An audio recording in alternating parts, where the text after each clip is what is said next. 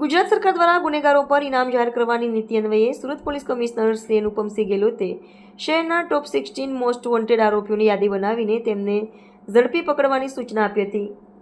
Police commissioner Shri અને નાયબ police commissioner Shri Rajdeepsinh નકુમના માર્ગદર્શન એસઓજી ટીમે આ કામગીરી શરૂ કરી હતી।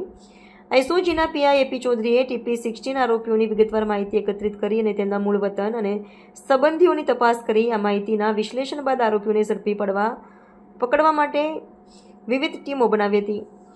આ પ્રક્રિયા દરમિયાન એસઓજીના હેડ કોન્સ્ટેબલ રામજીભાઈ મોહનભાઈને મળેલી માહિતીના આધારે ઉમરા પોલીસ સ્ટેશનમાં આરોપી રાજસ્થાનથી ભાગીને કર્ણાટકના ઉડુપી શહેરમાં મજૂરી કરી રહ્યો છે। આ માહિતીની પુષ્ટિ થતાં પીઆઈ એપી ચૌધરીએ એએસઆઈ પ્રકાશ ચંદ્ર દલસુખરામ, હેડ કોન્સ્ટેબલ રામજીભાઈ મોહનભાઈ અને હેડ કોન્સ્ટેબલ અસલમ ઇદ્રીસની ટીમને ઉડુપી મોકલી હતી।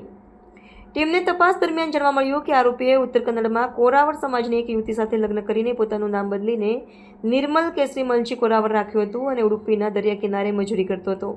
આરોપીને સુરત લાવી પૂછતાછ કરવામાં આવી। તેને કબૂલ્યું કે તેને 2007માં ફરિયાદી અશોકભાઈ સવાણીના ઘરે ડ્રાઈવર તરીકે નોકરી કરી હતી। ફરિયાદી અને તેની પત્ની એકલા રહેતા હોવાથી અને ઘરમાં કિંમતી સામાન હોવાથી જાણકારી મેળવી અને તેના બે મિત્રો રવિ પાંડે અને મિત્ર વિજય ગુપ્તાને સાથે મળીને આ યોજના બનાવી ત્રણેય આરોપીઓએ ફરિયાદીના બંગલામાં ઘૂસીને વોચમેનની હત્યા કરી ફરિયાદી અને તેમની પત્નીને બાંધી દીધા અને રોકડ, જ્વેલરી અને વિદેશી ચલણ સહિત ₹2 લાખની લૂંટ કરી ફરાર થઈ ગયા હતા।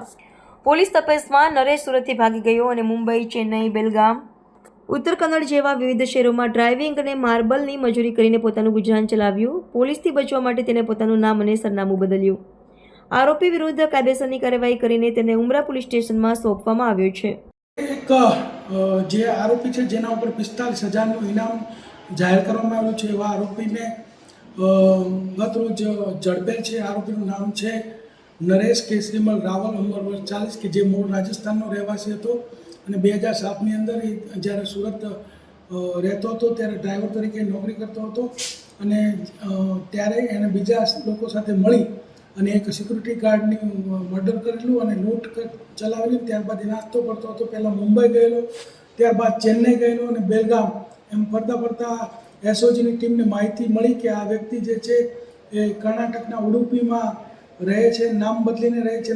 ત્યાં નામ નિર્મળ કેસરીમલ કોરાવર તરીકે રહેતો હતો।